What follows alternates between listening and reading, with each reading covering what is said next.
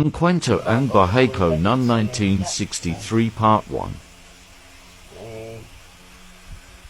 Konduktor yung ate ko. Sama-sama nga ako sa bus. Sa pagsama-sama ko sa bus, naisipan ko nga magkonduktor din ako, kaya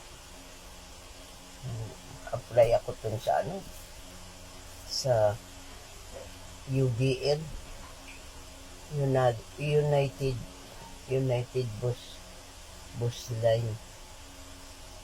Kaya yung UBL.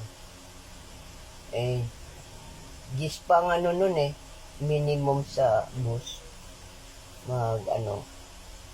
Sakay ka ng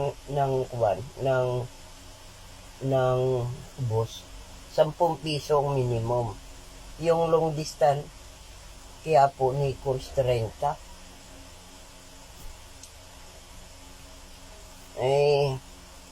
Di ako marunong nung unang-una, na halos hindi pa ako makatayo sa bus.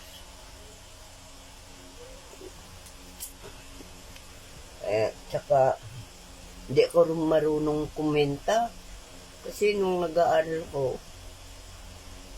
mahina ako sa arithmetic Naku, ang nangyayari, 15 kag 15 pag hindi ko mayari yung report ko Ginagawa ko sa kasamaan kong konduktor, doon pinaayos ko yung report ko.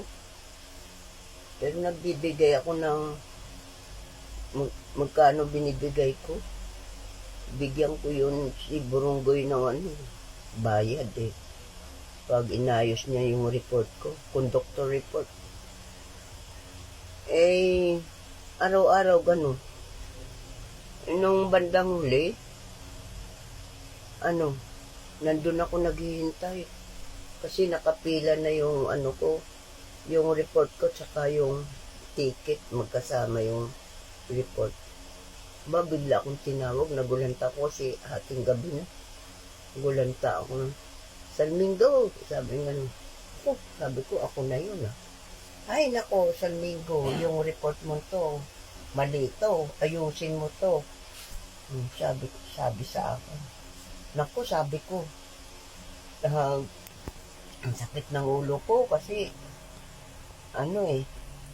yung galit ako kay Burunggoy, minali niya yung report ko hindi na niya inayos. Asasuya niya yata sa akin. Naku, palitik yung ulo ko, ganito, ganyan. Yung yung sweldo ng driver, yung sweldo ko, i-minus ko doon sa kita ng truck. Ganun. Ay, awa naman ng Diyos, pinaghirapan ko Natuto ako. Marunong na ako kumwenta.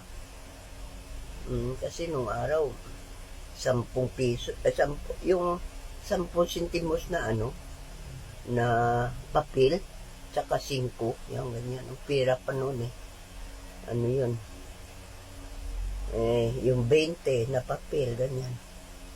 Ako, di natuto na ako magkwenta. Marunong na ako. Tsaka nakakatayo na ako ng diretso sa bus. Hindi yung parang matutumba ako lagi.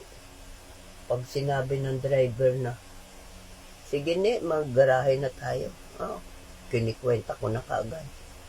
Yung driver, pagka umakyat yung asawa niya, sabihin, bigyan mo siya ng nililista ko yung lahat, pati yung merienda niya doon sa tanghalian niya doon sa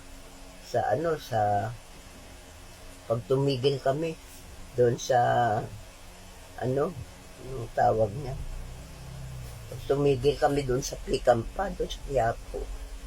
Siyempre, kung di ko ililista yung mga bali niya ako mawawalan. Lista ko lahat yung niya. Akit naman yung asawa niya, pangalawa. Sabihin sa akin, bigyan mo siya ng pera, ganyan. Lilista ko ulit. Pagdating sa hapon, maggarahe na kami. Halos wala na siyang sweldo. Sabi ko, ayan, wala ka ng sweldo kasi nabali ng lahat ng mga asawa mo. Tsaka yung kain mo sa sa restaurant, kain mo, tsaka merienda mo. Sigarilyo mo pa. Ayan, tuto na ako. Lumilipad yung truck pa balik sa garahe. Kwenta na ako. Ito na sweldo mo. Ilan na lang tira yan, ganyan, 50. Kasi, ang sweldo noon ng driver, sa pagkumita ang truck ng 100, 15 pesos sa kanya. Ako naman, konduktor, 10 piso, ganyan. Diba? Mura lang noon kasi. Maka-100 yung kita ng bus yun.